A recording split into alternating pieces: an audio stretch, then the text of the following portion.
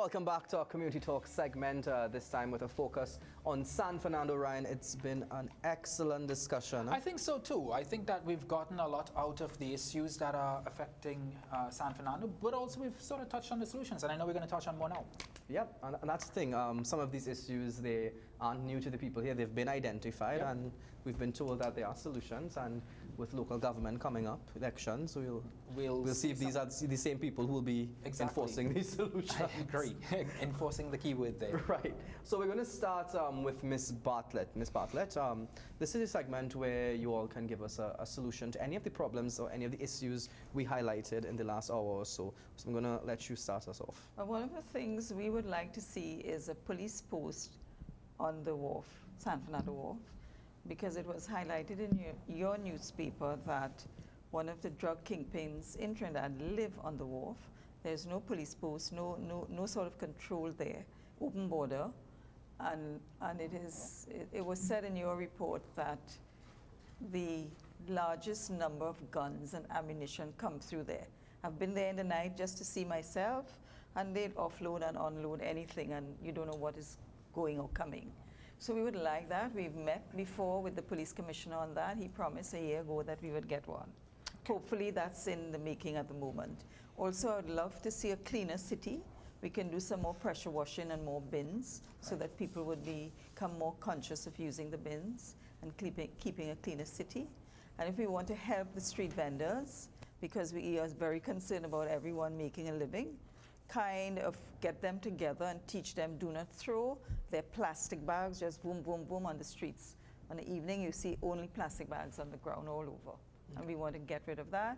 And we would also want the law on the plastic containers, the bill that is being tabled. We want to see that speeded up for a while. Thank you very much. Mr. Harmon? Yeah, I would like to see, I mean, on our part of it, which was the displaced persons sector,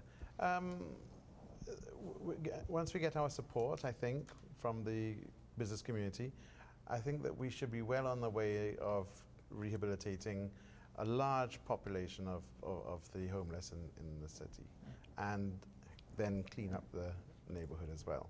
So from that standpoint, you know, I'm seeing some optimism in that, and also the fact that on another side of things, in terms of the littering, I think that we need to really push an education program in schools from an early age to really to inculcate in the children the clean approach. Yeah, Mr. Harmon, we want to thank you for the work that you've done for the socially displaced so far. I can imagine it's quite a task. Yeah, and it needs a certain level of dedication so that you can yield the results you're seeing now. A labor of love for him. Oh, thank you. And all those who are involved in the Of course. Officer, you? For me, it will be for parents to take responsibility for their children. Too many at times we have young people running afoul of the law, and yes, I know it's your kids, but you make excuses instead of actually trying to deal with the problem, come together as a unit with your community and see what can be done to encourage our youths to make better choices, to take responsibility for their actions. And by doing that, I believe that we can now move forward with a positive future for them. That is one way I see the crime going down, you know. So that is my passion. And where the young people are concerned, you have a voice now, use your voice for positive things. So a call for parents to stop abdicating their responsibility and stop expecting the teachers and police to parent. Yes. A parent needs to parent. Yes, we are here to work together, not separate. All right. Mayor Grillo, if you're mayor next year? I will actually traveling public to support us as we are on a plan to transform the inner city in terms of how we operate and how we function, particularly around Library Corner, where we have provided handrails for their own protection, use the zebra crossing. The zebra crossing has been more or less enhanced, so you follow that and ask the drivers, and in particular, do not park and give way to persons using the zebra crossing, and please respect the traffic ordinance. Mr. Comizio? Sir, the microphone. I would like to commend the Guardian. Your sports drive through the various districts in Trinidad. As I told you, my life, sports transformed me. That day, my uncle took me to certain games. So I would like people in different areas, like next year I'll be going to Gashpro games. So people in different areas, parents, get your children involved in sports. Sports for a better life. And one thing again, we talk about what to make it better and put God in it. And I expect to see you at Skinner Park for the our community games in San Fernando. Yes, I will be there. And you join my God willing, I'll be there. losing in the tug of war every week. I need strong. I will join your group. Mr. Belgrove. Some time ago, there was a cleanup campaign about Charlie. So I would like to encourage the city of San Fernando. In San Fernando, we can do that program within San Fernando. We can encourage the business organizations, as I suggested earlier, to control their own plastics. We can push further as business organizations in San Fernando for the legislation to control the street dwellers issue. I would like to see on the foreshore, and looking at the plans, I may have missed it, but we need an amphitheater there. So budding culture and entertainers coming up could come and show off their talent for the feedback of the public. Above all, burgesses must take responsibility for a cleaner city. It will help us control flooding. Ms. Goodman.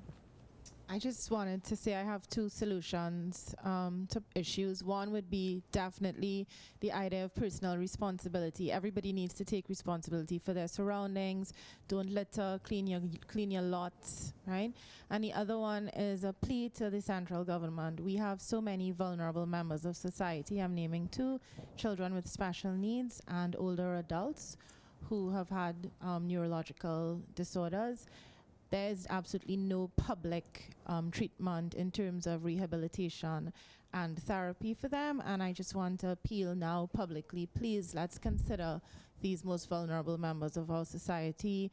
Please, implement, hire people, create posts, create positions, okay? Mr. Kiran Singh.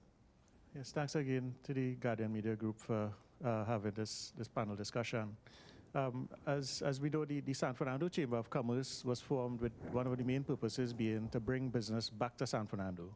And in this regard, we have been having activities since inception to encourage business activity within the downtown area and the surrounding regions of San Fernando. Mother's Day promotions on the different holiday periods.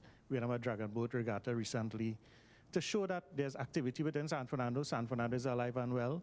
And we encourage people to come back to San Fernando and to shop. And what we have been working with the city corporation in terms of the relocation of the taxi stands to alleviate the traffic congestion that would normally occur at the top of High Street.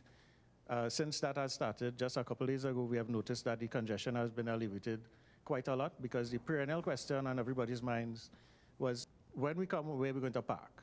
Is always traffic. So we have been kind of dealt with two birds with one stone kind of scenario with that within the last few days, and we look forward positively to shoppers coming back to downtown to benefit from the fantastic deals that we have to offer from South Business. Thanks a lot, Mr. Kiran Singh, and thanks to our panel for a wonderful conversation. They came with their insights, they came with their solutions, very passionate people about a better San Fernando, and a lot of it came down to personal responsibility. For us to want better, we always want better, but we need to do better. I think also what this entire series has really done is brought out not virtual, but community leaders, stakeholders and leading stakeholders from the various aspects of the communities across Trinidad and Tobago, and they're not really pushing towards leading from the front in many regards. And it's really shown me that there is that sense of patriotism. I agree. So people do want better. Yes, they will highlight the negative. Yes, they may be passionate about the negative, but they don't want it to stay that way. Yeah. They don't come and just say crime is high, full stop. They've offered their solutions for a better community for themselves and their children and their children's children. And you say patriotism, and the great thing about this that I've found is that it's not just patriotism to Trinidad and Tobago, but the communities. Being patriotic to the towns and the villages that you used to live in, like Princestown.